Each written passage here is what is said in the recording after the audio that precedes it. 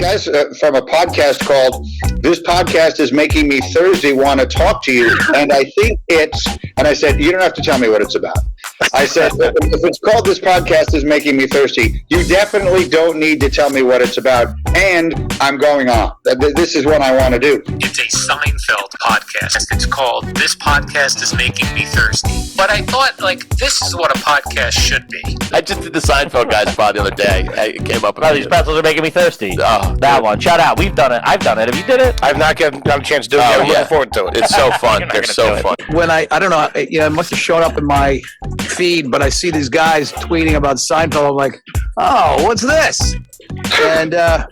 And I find it's a podcast called This Podcast is Making Me Thirsty. One of the most popular Seinfeld podcasts is This Podcast is Making Me Thirsty, co-hosted by Chris O'Hara and Tony Chula.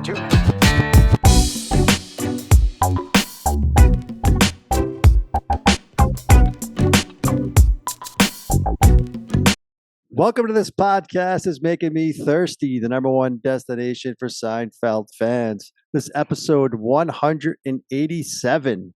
Today's guest is an actress of stage and screen, a producer, award-winning screenwriter, author, and humorist.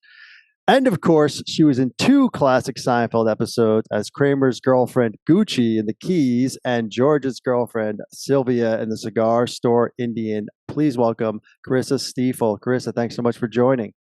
Thank you. Thanks for having me. It's so nice to meet you guys. Hey, the honor is ours, Carissa. And very rare we get a Kramer girlfriend out of George girlfriend. I don't think that's ever happened. So really some fun characters you got to play. So take us back, May 6th of 92, not too long ago. Oh. The Keys, one of our favorite all-time episodes. It was actually the finale of season 3, which is an all-time season, just an incredible season. You obviously played Gucci. We can't forget Gucci, Kramer's girlfriend. Mm-hmm. So tell us a little bit about, this is 92. How'd this role come about? Was there an audition process? Would love to hear how you got introduced to Seinfeld. Okay, so it was someone I knew who knew someone, one of those stories. So my brother-in-law was best friends with Randy Shapiro, whose uncle was George Shapiro. Oh, wow. And I was in Los Angeles doing a one-woman show, and my brother-in-law said to Randy, hey, maybe George can come see my sister-in-law in her one-woman show. And he came. There were 4 people in the audience, and he was one of them. And he was so sweet. He was just really sweet, and he said he loved the show, and soon enough I heard from my manager who said the Seinfeld people want to bring you in for a part. There's no lines, but they promise they'll bring you back again for another role. So I was like, yeah, okay. Oh, wow. Yeah, I'll do it. So I don't really remember auditioning for that. I think it was just let's go ahead and do this. And also because it was just kind of a visual and little slapstick comedy. And then after that, then they, when Sylvia came up, they brought me in again, and then I had to do the actual audition, and and I got the part, and it was so much fun. Very cool, and yeah, so that's really great to hear. We love those connections, and George Shapiro, obviously, legendary as far as that goes. So that's great. So you mentioned the slapstick part. That's where we kind of wanted to start, because you didn't have a line, but it is memorable, and it's definitely a Michael Richards staple, obviously, with the physical humor. We've heard from other guest stars that Michael Richards loved to rehearse and that sort of thing. I'm curious how much he involved you in some of that, because at one point he's almost pulling you down. I mean, I rewatched it again today just to prep for this, and it seemed like he was he was doing all kinds of stuff over there, falling on top of you, pulling you down, and all kinds. Oh, I was injured. Yeah. I got injured. It was a little too. We didn't rehearse that. I mean, he kind of improvised that little, knocking into me, and I kind of hurt my wrist, and then the network just converged on me, making sure I wasn't going to sue them, kind of thing. Are you okay? Here's some ice. Are you sure? Do you need a doctor? Are you okay? I was I was fine. And they just gave me some ice, and that was it. So But that was he improvised that. I was surprised, but I went with it. Yeah, that was a fun. Wow. Again, that was the season finale of season 3. And I guess I know you mentioned George Shapiro came to your show, but was this kind of your first entree into television and sitcoms? Like, I mean, what did you know about kind of that world? Yeah, I had been auditioning. I auditioned for pilots and guest starring roles. And so that was probably, I think that was my first time, yeah, that I was introduced to the sitcom world. And I did mostly comedy. My one woman show was all comedic characters. So I wrote comedy also, which I'm still doing. And yeah, so that was kind of my first intro. And then I did a couple of guest starring roles after that. And then I wanted kids. So, oh yeah, well, we'll get to that. So you mentioned writing. It obviously it's obviously very prevalent in your life, and man, I tell you, there's not a better, I feel, writing staff than on Seinfeld. And that first episode, if you're familiar, Larry Charles wrote that. What do you? I mean, what do you remember about Larry Charles or Larry David or Jerry? Kind of the writing process. Were you on set for any of that, or would love to kind of hear what you remember from that first go around with the writers, if you will. Well, there was the table read, Hmm. but it was all very professional, and the script was already when they brought me in for that, the script was pretty much done. I mean, they might have tweaked it here and there, but yeah. And then so I just read the sides. Actors read this; they call it the sides, and it's just a scene from the script. And yeah, just the first day was the table read when I worked for the week, and um, so I didn't get to see the writers, their genius in action. It was just on the page. Was Gucci always the name? I always. It sounds like No, Kramer or Michael Richards would just say that, and they kind of Yeah. stuck.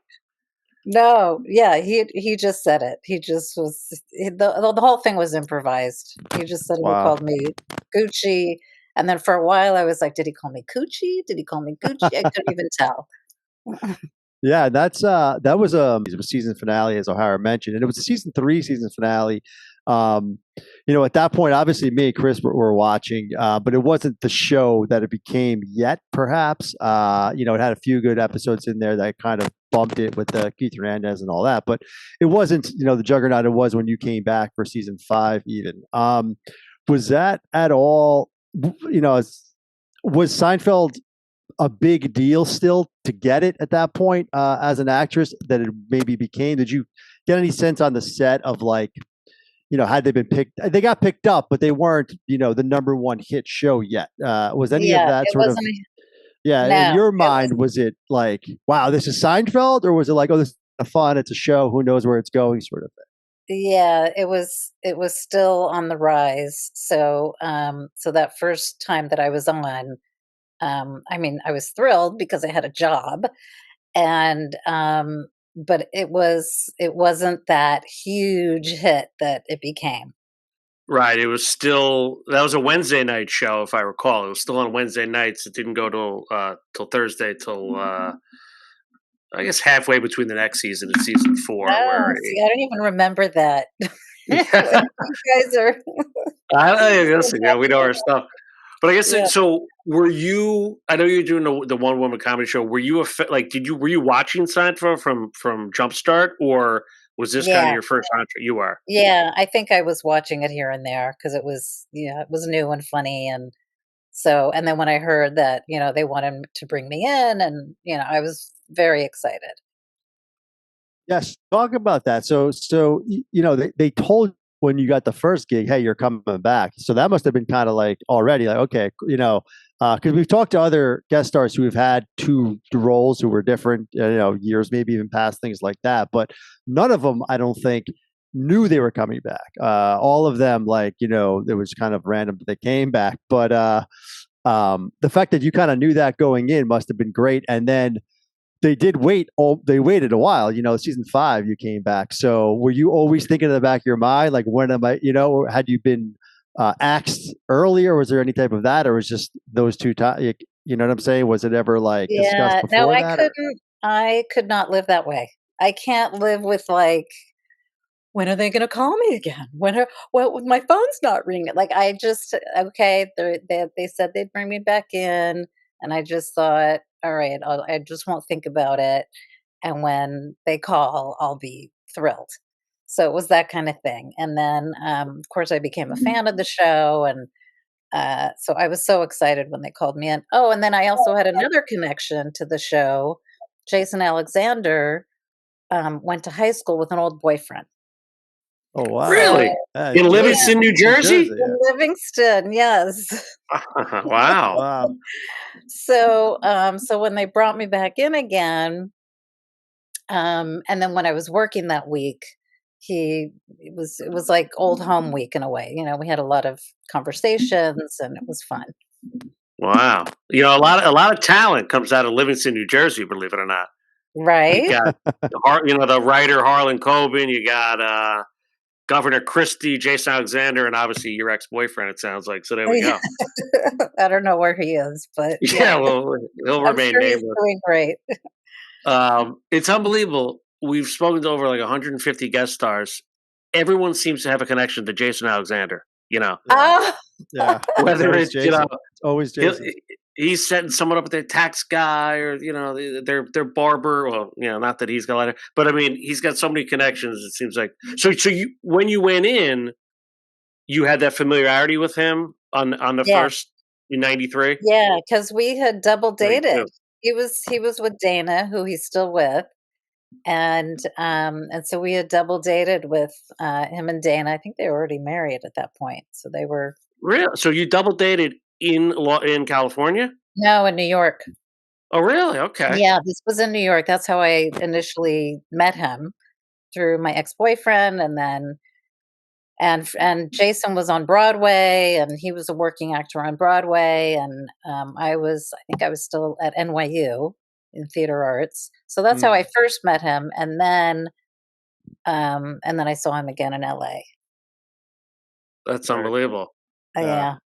Yeah. So That- what? Yeah. Well, let's dig a little. So what do you remember about the working actor Jason Alexander? As I guess that was probably in his 20s, right? Um, Yeah, he was always doing a Broadway show. And he's so talented, you know. He's just a little ball of talent. He's because he sings, and I think was he in Brighton Beach Memoir? Like he's just in a ton of Broadway shows, and I think I saw him in Merrily We Roll Along.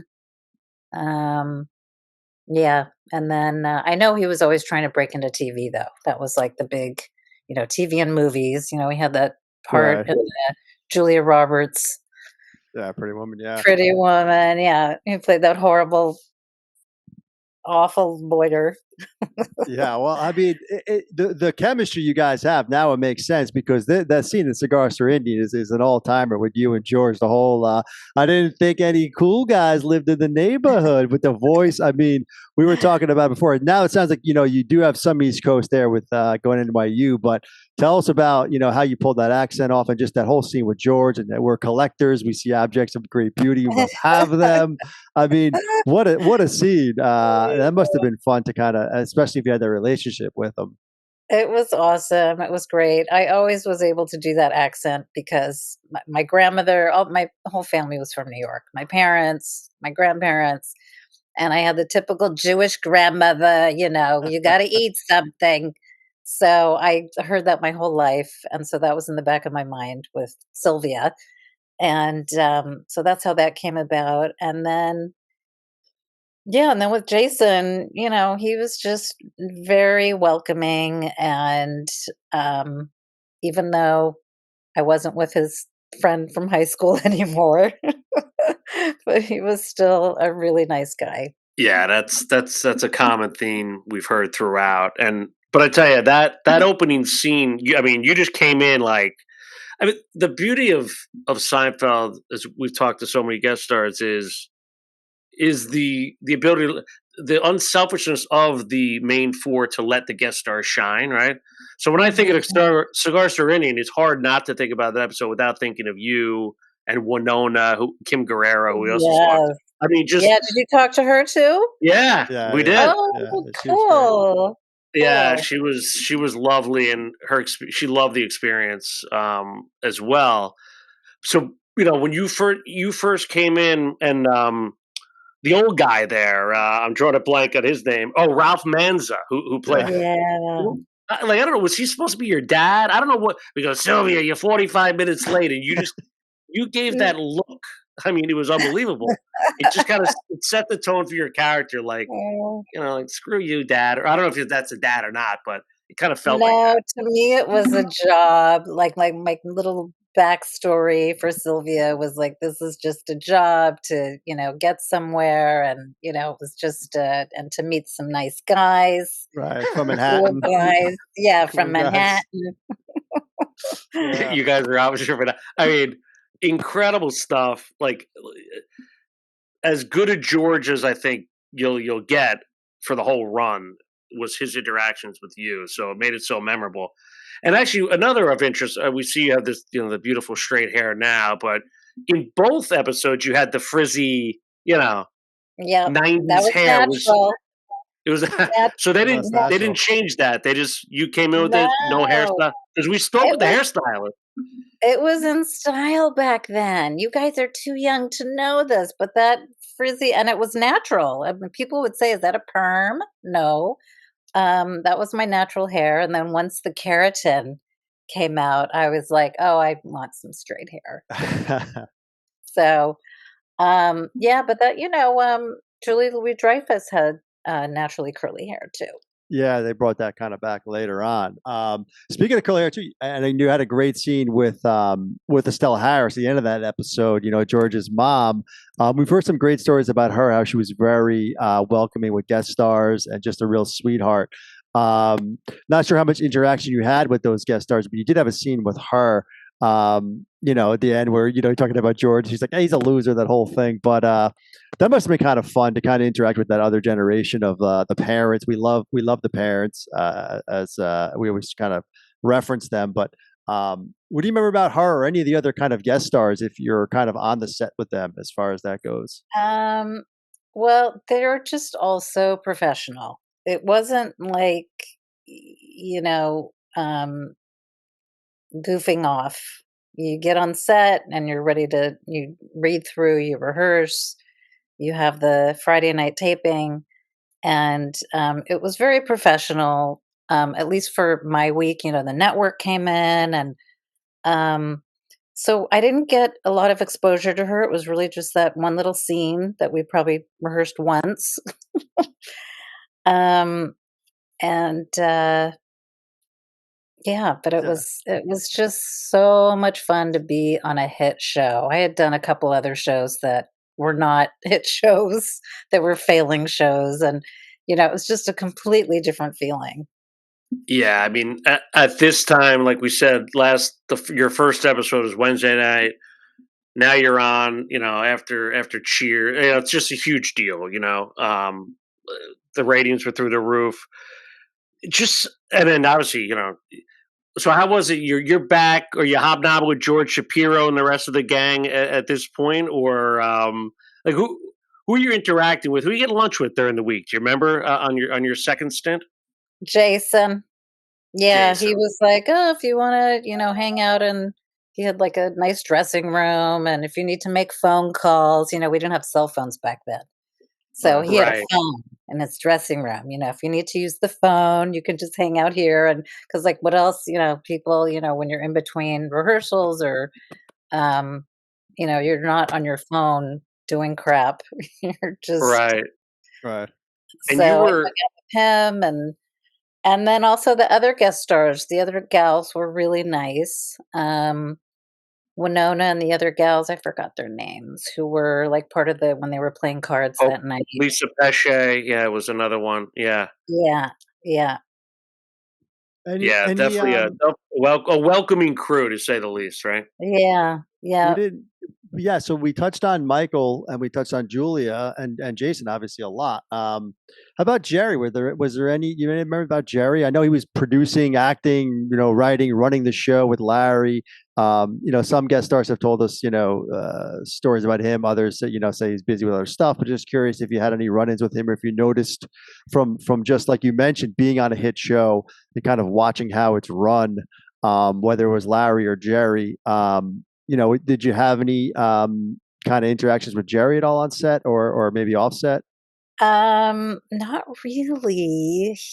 What, like you said, he was really busy. Of course, he was extremely cordial, kind, welcoming. But I didn't have any scene. Well, I had that one scene with him in the antique shop, but it was kind of a bing bang boom. We're done. Um, and then maybe a hello at the wrap party. I did see Julia Louis-Dreyfus in the restroom at the wrap party, and she remembered me. I was so excited. She said, "Hi." I was waiting online.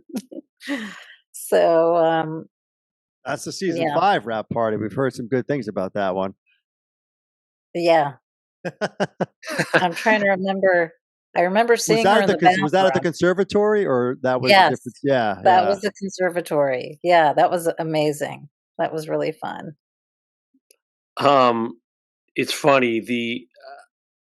It's funny. You said you got the sides on the first one, and you sat with the writers. I mean, getting the script to this one, I'm thinking about this. You're in a lot of scenes, but I'm thinking about the second scene back at the Costanzas, just with George when he brings out the prune juice and Yeah. everything. I mean, Baby pictures.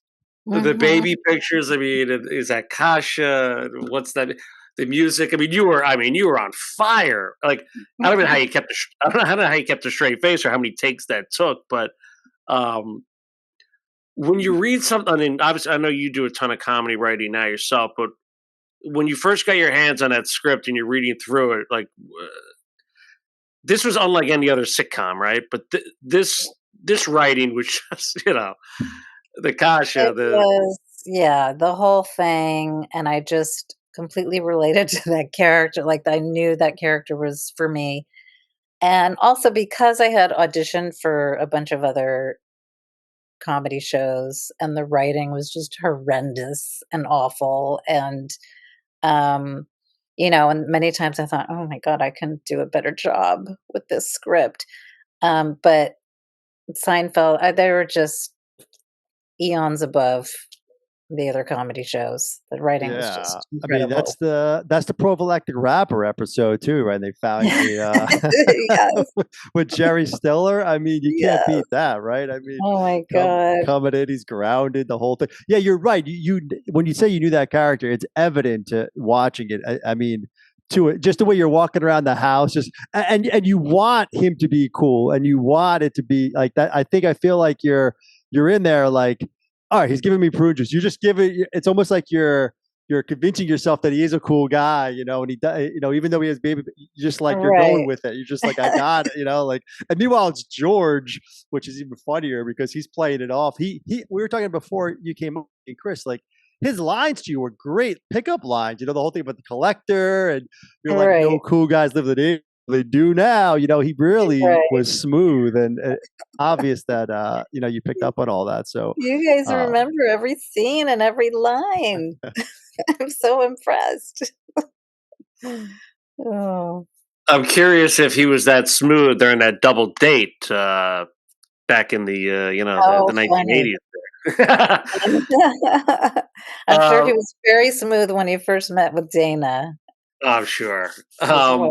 Yeah. so Carissa, you grew up. You're a California girl. Grew up in Los Angeles. So Yeah. obviously, acting, right? All that stuff is kind of in your backyard, but it's not for everyone. How did how'd you get into acting, writing, producing, everything you did? Tell us a little bit about your kind of early stages there before you obviously hit the screen with Seinfeld. I think I knew early on as a kid that I wanted to be an actor. I was funny. That's kind of how I made friends, was making people laugh, and then going to NYU and studying theater arts. And I would try to do the drama, and I remember one teacher who said, "You should do comedy." It's like, okay. And even when I was in LA and auditioning, I remember I auditioned for this one serious cop show kind of thing, and with the gun, and I had to pull a gun out, and I just saw the casting director kind of going, I just can't. I don't know if it's a physical thing, but I just can't pull off drama the way some comedians can. There's actually a lot of comedic actors who are really good at drama. Um, so just going to NYU and living in New York, and then I wrote my one woman show, which was all comedic characters. There were a couple of characters in there that were a little more serious and some kind of autobiographical. I did my mother in the show. I did my grandmother in the show. Um, and yeah, and then I won some awards in New York, and then I took it to Los Angeles and did a little run there. And that's how I met my agent and manager, George Shapiro. Um, yeah, and then I got into screenwriting. And then, because once I wrote the one woman show, I was like, you know what, I kind of like this writing thing. So I took a couple of classes at UCLA, their screenwriting extension course, and I came in second for my screenplay. And it was the judges were from Amblin Entertainment and through UCLA Extension. And I optioned that script, and so I had some success as a screenwriter, which was really nice. And it was kind of right after I did Seinfeld. Um, and then the family thing happened. I got married. I really wanted kids. I didn't want to raise them in Los Angeles. Right, right. I grew up there, and I know what it's like. Sure. So sorry, my sister lives there. Sorry, Vicky, but I And love you got visiting. you got twins, huh, Carissa? I have twins. They're grown up. They're living in Boston and working, and I did not want them to go into show business. So my son is a mechanical engineer, Oh, wow. That's a good and opposite of show business. yeah, my daughter works in healthcare, and yeah, so Yeah. Hey, I got a girl boy twin here too as well. oh, you do? How old are They're they? they're a little. They're almost 9, believe it or not. So Oh, awesome. That's such a great age. yeah. No, they're great. They're great. And I'm starting. They're into Seinfeld. Believe it or not. We watch. Yeah. I don't know if this episode's appropriate, but your episode. But are your kids? Because obviously Seinfeld's now on Netflix, and it's reaching a younger generation, and I think it's still very relatable. I know you mentioned there's no cell phones, of course, the whole thing. Right. And kids today, obviously, they're like born with it. But were your kids fans of Seinfeld? Yeah. Yeah, we raised them even though I didn't want them to go into show business, I really wanted them to appreciate Mm. theater and movies and the arts. So they kind of grew up in a theater-centered home, and living in Boston, we were able to go to New York really easily and take them to Broadway shows. So they saw, because my husband and I were both, he was an actor too when we met. So yeah, so they saw our joy. You know how it's infectious to them when they see Sure. our joy, taking them to see the revival of a chorus line. And, and us saying to them, "Do you want to? We'll wait outside the backstage door, and you can meet the actors and get their autograph." And they loved it. Oh, that's great. Yeah, to have that Yeah, appreciation, like you said, is important, especially when you have access to it, like you said too. I mean, just understanding, what it takes and all of that is important. We love these connections. I mean, the George Shapiro connection's great. You also had a role in the second half, a TV show that had a ton of Seinfeld alum in it. A lot of which we spoke with, like Jessica Lundy and Wayne Knight. and Jessica Lundy went to NYU with me. Oh, wonderful. Yeah, she was very funny on Seinfeld, and it was fun to see her on the set of the second half, and um, yeah, and then also Lisa Edelstein went to NYU too with us, and she was Huh? so there's a lot of Seinfeld alums who are also NYU alums that I know from there.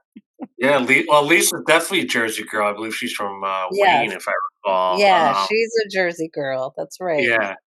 So yeah, it's such fun connections, and obviously, yeah, NYU. I mean, I was going to ask you any, famous alum, and you named a couple right there just from Oh Seinfeld. my God. There's so many times I put the TV on and I'd be like, I went to NYU with that. And especially when the kids were little and the kids were always like, did you go to NYU with everybody? So like Titus Welliver was in my class. He stars in Bosch. Gosh, yeah. And Clark Gregg was in my class. I like to tell the story. I did a play with him and he forgot his lines. And I kept trying to like, Yeah, so when you you're like know, when you're 20 years old and you see Lisa and Titus, like it's hard to imagine like 30 years down the road, but was there anyone you saw where like I knew that person was going to be a star? Lisa Edelstein was gorgeous. So I knew she was going to work just based on that. She was just gorgeous and she had her own style. And um, Clark Gregg was already had his foot in the door with the David Mamet crowd. David Mamet had like his own little studio. I forgot the name of it. It was like a little theater company. And so Clark Gregg was already a part of that. And Titus Welliver, I think he was already working. He already had his agent. He was just like this hip, cool, cute dude with this motorcycle jacket. And I just remember him he was just very James Deany. And, I think he was already working. Yeah, and both you and Lisa, of course, famously dated George Costanza. So they, so speaking of George Costanza, he's obviously loosely based on Larry David. We didn't touch on him yet. Obviously, he had an incredible career post Seinfeld, but what was his presence on set? He didn't officially write either episode that you were in, but obviously he had final say. I'm just Oh, curious. yeah. He had final What say. it He was had a like. lot of input. He was walking around a lot, like, just kind of looking around, and I'd hear little quips. Be watching Jason rehearsing a scene, or maybe even they're probably shooting the scene, and I would just hear. I remember hearing Larry David just say, "Oh, he's genius," about Jason. Wow. Um, but yeah, just kind of a quiet presence. Yeah. Yeah. Not, I mean, if he doesn't say anything, that's probably a good thing sometimes too, right? It means it's all going well. yeah, He's yeah, not chiming in. Um, yeah. the end of that episode is interesting too. That's when Kramer is on Murphy Brown. Do you recall if that had any was that shot separately, like on a different set and shown to the audience? Or I mean, I'm That assuming was she wasn't totally there, separate. right? Yeah, she wasn't Yeah, going to be that there. was Yeah, yeah. totally separate. That The was a Murphy funny Brown with the little. coffee table. Wasn't that a different episode? That was a different episode. I thought it was the end of the Keys. No, Oh, what? Yeah, yeah, yeah, I yeah. thought it was Oh the my end. Right at God, the I very, totally very end, forgot. like Yeah, yeah, Kramer yeah. was like one of the, That's right. even Snow. Yes. So, No, that so was yeah, totally. Carissa's been in so many Seinfeld episodes. I She know can't she's keep up. trying to You know. remember everything, but I yeah, wish.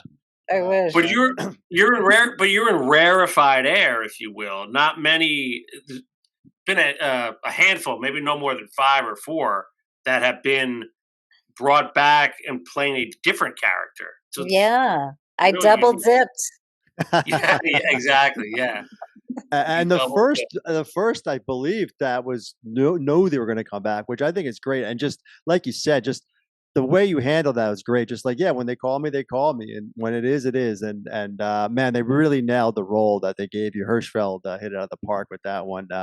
You played it to a T, as we've said. Just Oh, so thank good with you. everything. Thank you so much. Appreciate it. Yeah, and we can't thank you enough for spending some time and taking a trip down memory lane with us, Carissa. And I love that you're kind of staying true to your roots and you keep writing. To us, the writing is the differentiator, especially on a show like Seinfeld. But I think in all of entertainment. So we're so glad you're continuing to do that. And Oh, thank you. Thanks. I'm also building an audience on Instagram. I have Empty Nester Comedy. So I'm all making right, we'll get that out there, of course. comedy Follow it. videos and then my Substack. Yeah, we checked your Substack. We checked that out. Yeah, it's awesome. Everyone should go check that out for sure. Yeah, csteefel.substack.com and Empty Nester Comedy on Instagram. Very cool. Thanks. That's amazing, Little amazing. plug. Obviously, you're obviously a proud mom, and I know you've written a ton of a few books on mom and parent and Yeah. everything else. So really funny stuff. So definitely check that out. Yeah, thank you. Thank you so Thanks. much, Carissa. This was awesome. Really appreciate it. Yeah, thank you guys. This was great. It's nice to see you. You too. All the Thank you best. so much. All right. Have a good night. Thanks. Have a great Have a one. great night. You too. Bye. Bye bye.